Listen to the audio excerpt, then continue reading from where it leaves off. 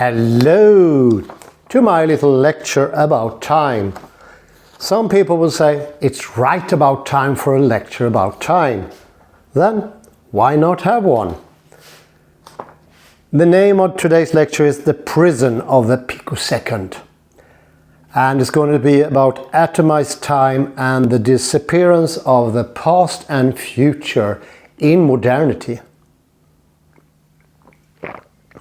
That is, why has the past disappeared from our vision, our view? Why is experience no longer something that includes what has happened? Why has all traditions, all accumulated knowledge all of a sudden disappeared or been reduced to only a string of words in a book or an information leaflet? What happened to the past?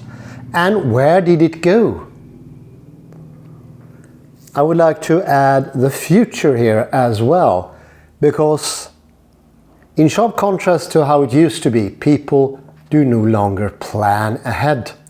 They don't seem to take in the future, and if they do, as I will clear up a bit more later, they are actually trying to do some sort of calculation instead of actual planning. I say modern humanity has experienced a profound temporal crisis. We have become trapped in the hyper-present. Our conceptual grip on time has narrowed it to a fleeting picoseconds, which is the smallest absolute leap of second or time you can have, systematically severing us from the anchoring narratives of the past and the visionary horizons of the future. This lecture explores how the contemporary mind has adopted a strictly Newtonian understanding of time, viewing it as punctual, distinct, and highly fragmented. By treating time as a series of disconnected, quantifiable dots rather than a flowing continuum, modern society has fostered a culture of instantaneity, historical amnesia, and future blindness.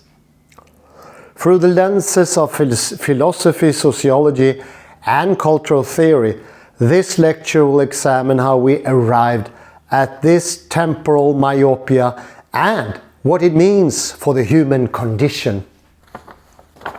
So, I have 4 core objectives. The first one is to deconstruct the modern perception of time. What is it? Analyze how Newtonian concept of time, that is absolute, mathematical, and fragmented into discrete instants, has come to dominate human psychology and culture of modern time. And then I will diagnose the hyper-present. I will explore the social, technological, and psychological drivers that trap modern individuals in the immediate present. Let's have a look-see at some thinkers as well, philosophers, sociologists who had a gander at this. And then we will propose a temporal emancipation, offer theoretical pathways to reclaim a continuous integrated experience of time that honors memory and expectation. Let's look at the key thinkers. Isaac Newton, we can put him in position against the French philosopher Henri Bergson. We'll use Newton's concept of absolute mathematical time, composed of independent, specialized instants, as the source of a modern dysfunction. This will be countered by Henri Bergson's concept of la durée, duration, which argues that lived time is an indivisible qualitative flow where the past permeates the present.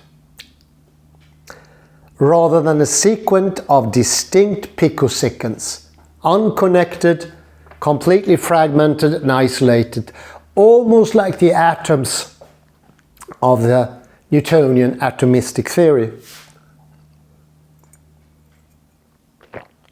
And then have a look-see at Zygmunt Bauman. Bauman's sociological concept of liquid modernity includes the idea of pointillistic time. He argues that modern life is experienced as a collection of disconnected dots of ruptures, stripping time of its overarching narrative and progressive sequence. And then we have Byung-Chul Han, who writes about dyschronia. Drawing from his book The Scent of Time, we will explore how time today lacks a concluding rhythm or narrative gravity. He argues that time has become atomized without a framework of past and future to give it meaning. The present becomes a chaotic rush of isolated events. And then Douglas Rushkoff, Present Shock. A contemporary look at how digital technology and instant communication have collapsed our temporal horizons, creating a state of present shock where everything happens now, leaving no room for long-term planning or historical reflection. And then we have San Agustin of Hippo, briefly touching upon Augustine's psychological theory of time, that the part exists only as memory in the present and the future only as expectation in the present, to highlight how modernity erased both memory and expectation, leaving only a hollowed out now.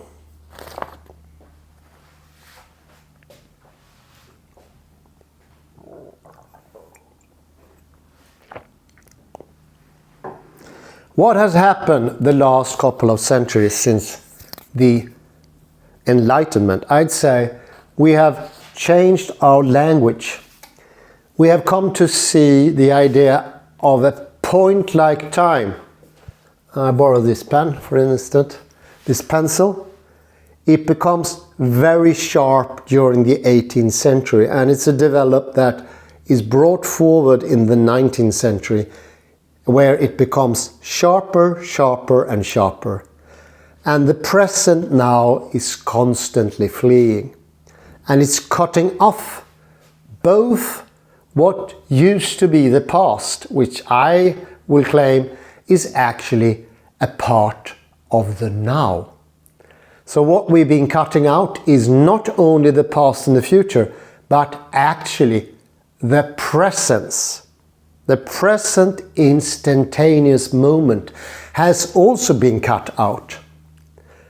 So I do not subscribe to the idea it's only the present and the future that's gone. It's also the present that's gone. The reason for that is the present is the influx of the future and the past. I really like the idea of la durée. Without future and past, there is no present either. So where are we? Well, I'd say similar. We've been discussing space earlier. We've been comparing Newtonian ideas of space, where it's fragmented, atomistic, to the more encompassing wholeness of, for instance, the Klein bottle or the Leibnizian monad idea. I like those because they bring in both ends. It doesn't make this modernistic sharp cut. Instead, both sides are allowed to be in the picture at the same time. So there is no antithesis between now and present. Just the opposite. When you lose on either of the three, you lose out on all of them. That is the idea of the durée. let's have a look-see at the Augustinian view, because I think that's in mix with the Newtonian idea is the most common today. There we think that the past is completely fantasized. There is no past. It has disappeared. It has disappeared without a trace. There is a Stephen King novel, I don't remember the name now, where the past is being eaten up by some weird, fantastic animals. I don't remember the name of them, but they haunt everybody in the novel.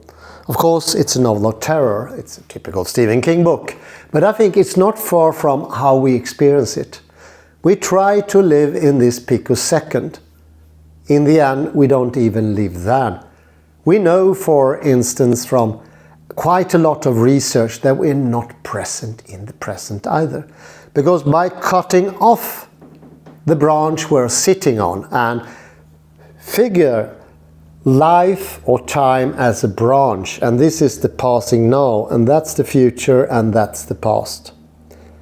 What we've been doing is cutting the whole thing in two, and thereby not giving enough leverage for the branch to stand, so it will all fall. It needs the support of the past and the future to give substance. Otherwise, it will be one-sided. It's a little bit like living in a flatland, if you remember that little metaphor. In flatland, if you move around, you disappear or you become just a line. The idea of the picosecond or the modern now is very similar. It's a constantly fleeing now where you never enter into your own reality. Another metaphor I come up with is like, it's a bit when you want to make a donkey move. You can have a carrot in front of his mouth. I even saw a constructor once upon a time where they had a sort of leash around the neck of the donkey, and then it was a stick sticking out from the leash on top of the head of the donkey, and at the end it was a sort of fruit. And the donkey was moving in the direction of this fantasized fruit, which he never received. We do the same thing. I think we are destined somehow for the future, but in a really weird modern way, Newtonian way, a way that does not work with the true sense of what time really is. Because that fleeting picosecond will never ever come to fruition. It will never happen. Just by postponing your present live moment, the future will not come. I think that is a fundamental, really deep engraved misunderstanding of what time is really about. Instead, time takes all the sides, future, past and present, bring all three together in a trinity. And this trinity is nothing like a sharp needle or a sharp pen or anything like that. It is encompassing. It is grander. Instead, you can think of fractality. Fractality is when you go into fractality, more things will develop and you will get more access for the more you strove into the now. And this now, I prefer the Hindi or the Sanskrit now, where tomorrow and yesterday is called Kal or Kal. The now here is constructed of both what is in the future and what is in the past. There makes for a broader, more elongated now. There are no distinct sharp lines as it is in the aforementioned Stephen King novel. Instead, it fleets into each other. There are loads of strings, roots that connects.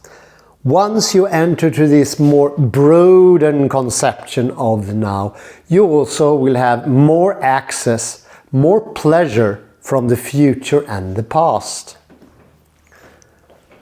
This is actually something that reminds me of my childhood now. It included all to a much higher degree. I remember an instant could be like an eternity. And I also remembered how a whole day could pass like nothing. All depended.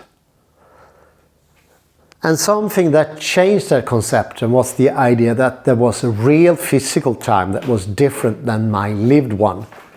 And I came to put an etiquette on that lived subjective time as exactly subjective. And that the other time was hierarchically higher up, more valuable, more fundamental somehow, or I don't know, more real, if that makes any sense. So that was on the path, the linear path of diminishing my own lived experience to something less and less for each step, each second, each picosecond, if you like.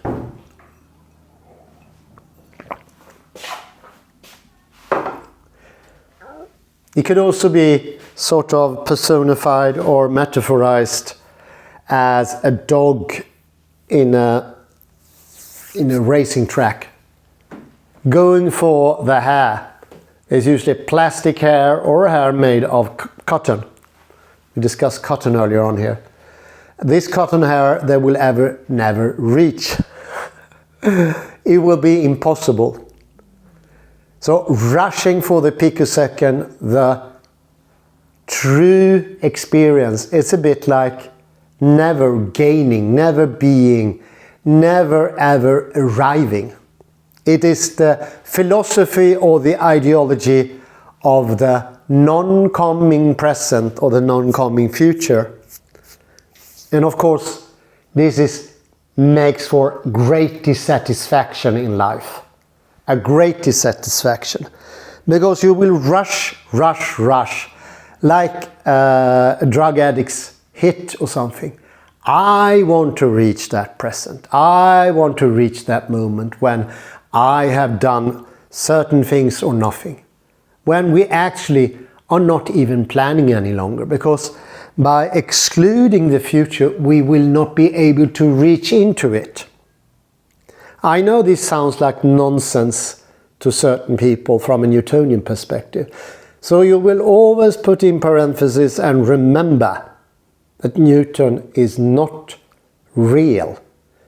It is a very helpful construction, but it has nothing to do with real time at all.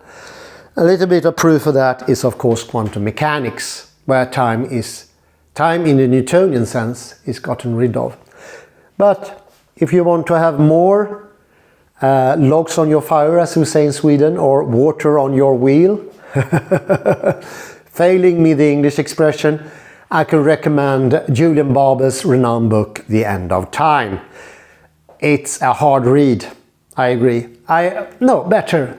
Have a look-see at some of his fantastic lectures, and he will also serve you maybe a couple of sonnets from William Shakespeare. And I think that really helps, because in William Shakespeare's time they reached into the very depths of the now. It feels that these people living at that really suck the marrow from the bone, whereas we are trying to bite into the bone. And imagine the bone is really hard. So what happens in the end? We bite so hard that we go through our own tongue. So the scent of nutrition that we feel, it is our own blood. It's not coming from somewhere else. Why is that? Because you do not reach into the future or the past. There would be no nutrition. There will be no manure for new plants to grow. There will be no fruition of anything. Take it in. And of course, this is a gradual process. It will take time. No pun intended, or pun done even. Well, give it some time, give it some space. And equally, as we discussed earlier, feel that the room is bigger. Space is also the thing that is not present. The there, not only the here. So you can use space sometime to help you get into that deepened understanding of time.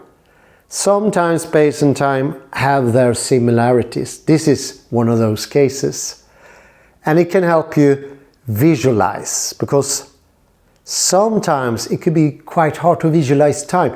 But space in some ways, in some aspect, lends itself easier to visualization.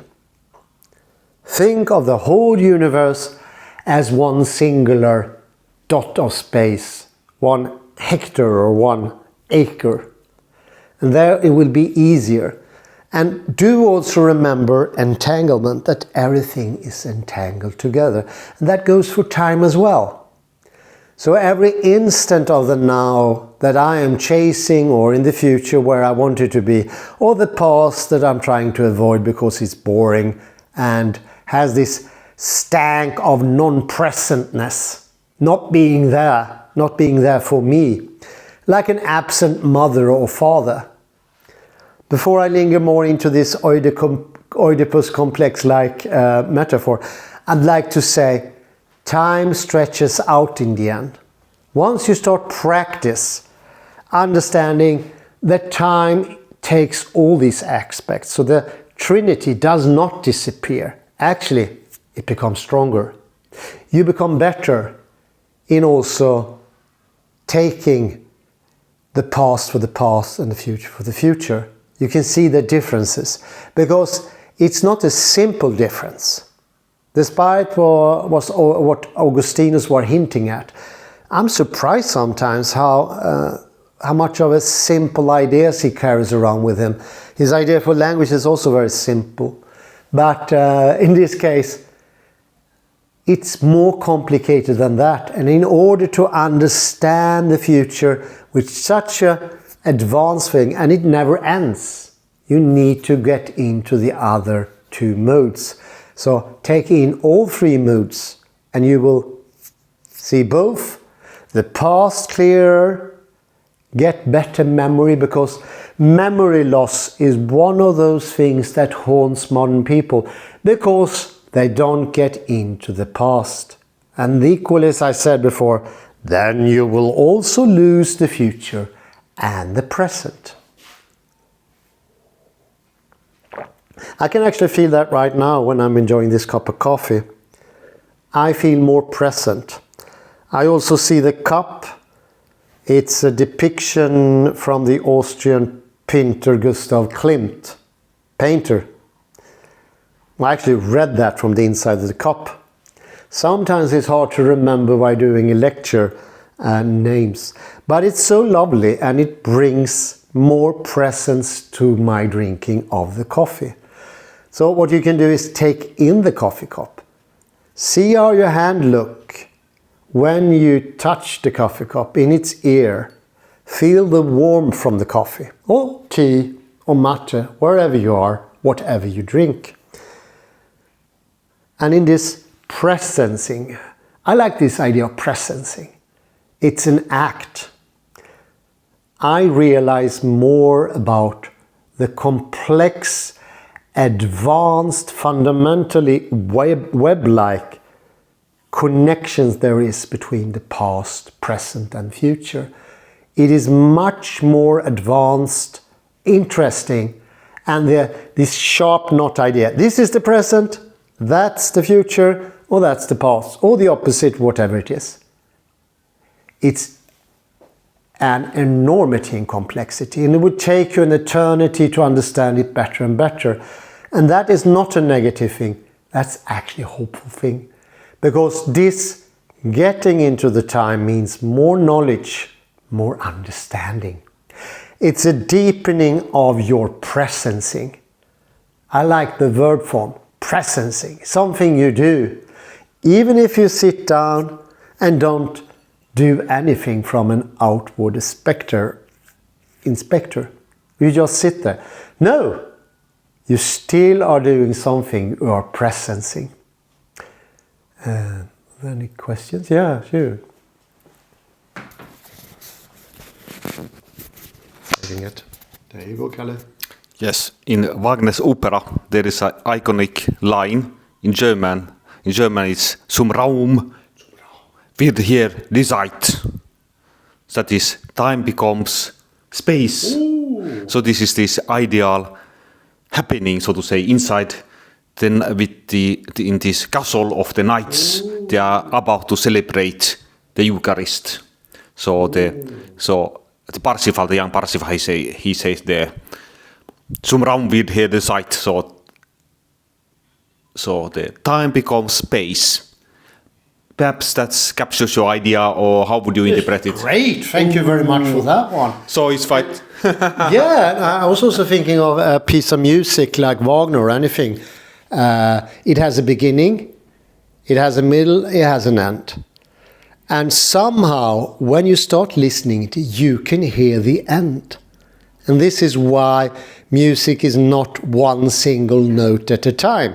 It is that, but it has still more. And being present in one note to all your might, sometimes you really enjoy music when you go to a concert or something like that. And you feel so present. That does never ever mean that you block out the future and the past. It means exactly the opposite. The past comes into life. As you emphasize often how we can combat, let's say, ADHD, it is the panoramic view. Yeah. Let me show it. This is actually what you told me, but now I try to summarize your teachings. Oh. So let's say we have a cappuccino here, or you have this wine, the Eucharist wine here, or let's say cappuccino. Yeah. So I have it here, I want to grab it, so to say. So I have to take in the room. So I will not. I shouldn't only focus on the cappuccino. Yeah. So I will take in the room, as you say, like in the like they say in the Alexander. Endgame. That is, I wish. Oh, you can even say this new motto: panoramic view is a powerful weapon against moronic myopia. Yeah. So I try to, in other words, I try to visualize, take in the behind. I like that. So the whole space. Zum Raum wird hier die Zeit. Thank you. Very pleasurable. Thank you very much for that.